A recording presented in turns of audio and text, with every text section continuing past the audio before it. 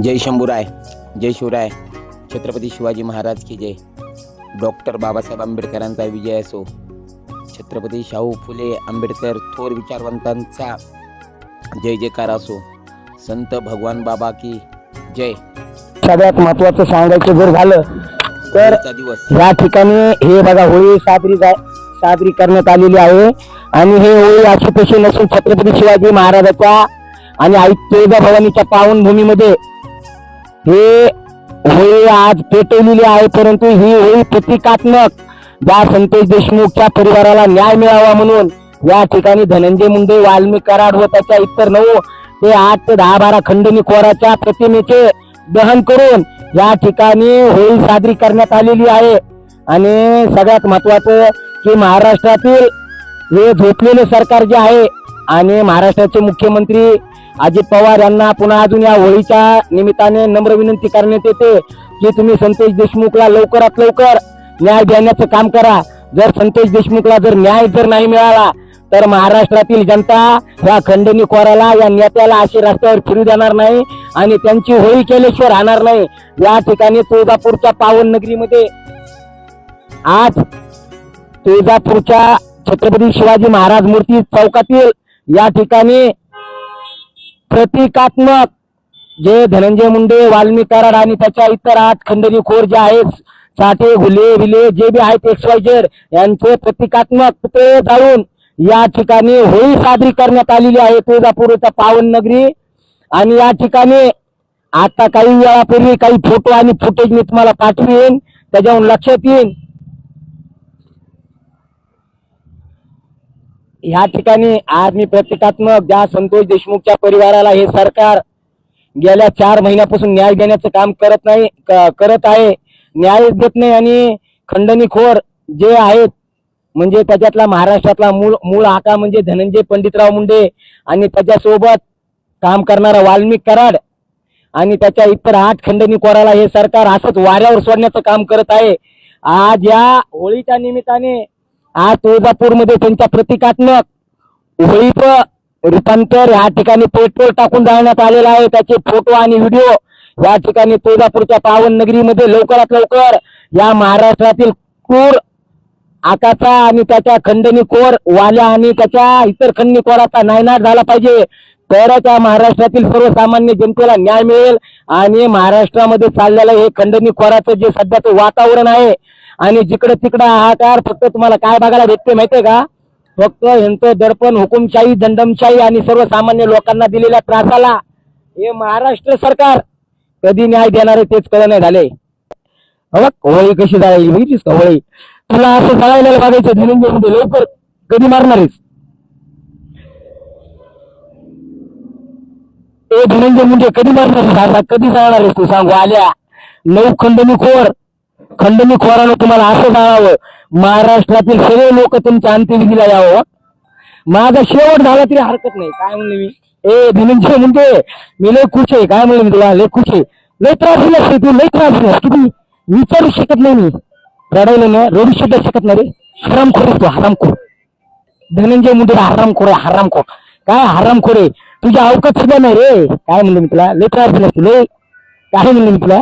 तुम्हाला एवढा त्रास दिलास? किती जणांना त्रास दिलास? किती जणांचे? अरे तू तुझ्या पाहुण्यातली माणसं सोडली नाहीस रे.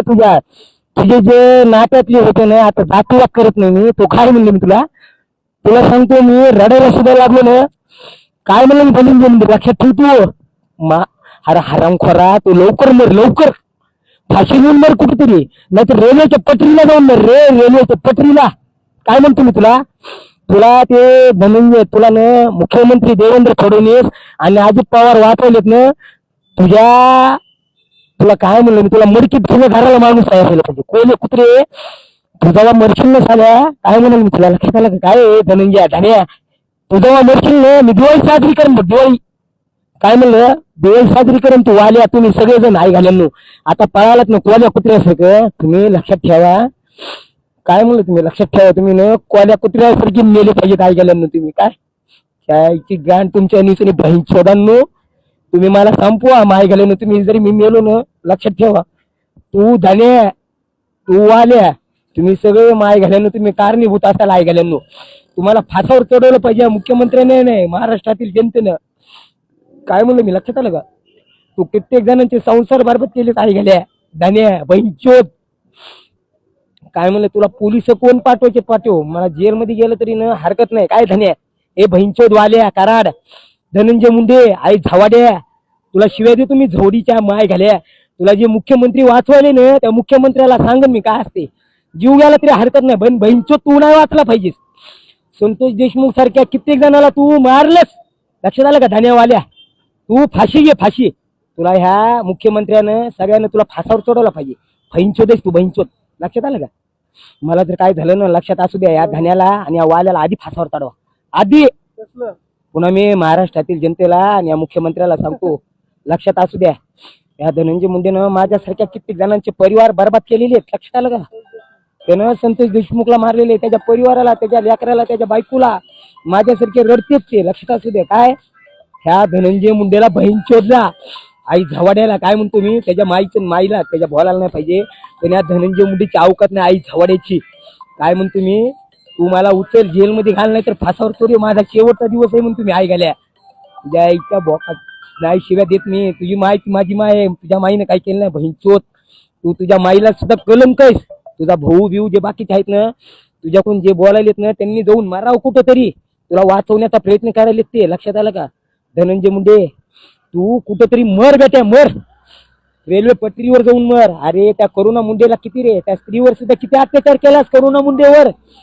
अरे तुझ्या लेकराला तू न्याय देऊ शकत नाही, तुझ्या पुरीला न्याय देऊ शकत नाही, तर तू आमच्या सारख्याला काय नेतोस न्याय देतोस रे?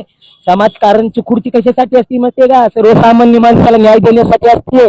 आणि त्या खुर्चीवर बसून तू कित्येक जणाला मारतोस, खलास करतोस. अरे किशोर फडला किती मारतोस रे, किती बेकार मारतोस तू. अरे किशोर फडच्या ते पोस्टमार्टम होतं ना, अरे किशोर फड माझा मित्र होता रे, रडलो होतो मी रडलो होतो. अरे त्याचा भाऊ ते सुनील फड, अरे त्या धान्याकडून का बोलायला, त्याच्या जागी जर मी जर असलो असतो ना त्या किशोर फडच्या जागी त्याच्या सुनील फडच्या ह्या धान्याचे तुकडे केले असते. तुकडे काय म्हणतो मी, त्याचं मुंडकं उडीला असते या धान्याचं वाल्याचं. अरे त्या किशोर फडला किती बेकार मारले रे तुम्ही. त्या किशोर फडवर सुद्धा लघुशंका केली. कशी केली? त्या संतोष देशमुखवर जसं मुतले तसे मुतले. मला साथीच बोलायचं नाही. तुम्ही किती बेकार मारले रे, किती मारले बेकार त्या किशोर फडला. त्या बापू आंधळेला मारलं आणि बिचाऱ्याला अडकविलं. कुणाला अडकविलं? त्या बबन गीतेला अडकविलं. का बरे? चांगला माणूस होता ना, तुझ्याच जातीचा आहे. माझा दिवस जरी असला तरी तू सुद्धा होतास ना. अरे आम्ही गोपीनाथराव मुंडे साठी काम केलंस रे, पण तू धनंजय मुंडे लक्षात ठेव, फाशी घेतो. लक्षात आलं का? तू न वाल्मिक कराड आणि तू न कुणाला मारलंस? किती बेकार मारले रे त्या किशोर फडला. त्या सुनील फड तुझ्या हाताची बांगडी झालाय तो धनंजय मुंडेचा. का शांत बसलाय, बांगड्या घालून बसलाय? अरे तुझ्या जागी जर मी असलो असतो ना, लाज वाटते रे सुनील भाऊ, लाज वाटते.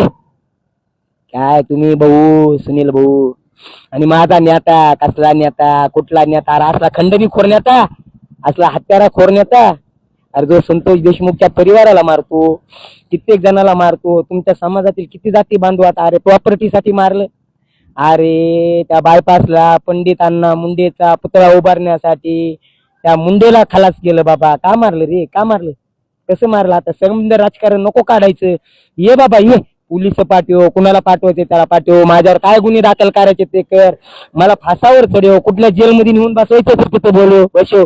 कारण धनंजय मुंडे तुझ्या गांडीचे रेगणार रेग सवयी होई की तुम्ही 25 वर्षापासून तू काय केलं, उन्हाचा बाजार कुठे लावलंस, किती जणाला कुठं मारलंस, किती राखाच्या तळ्यात किती लोक मारून टाकले, तुझ्या बंगल्याच्या बाजूला किती लोक मारलेस, अरे किती सरकारी प्रॉपर्टी आणल्यास.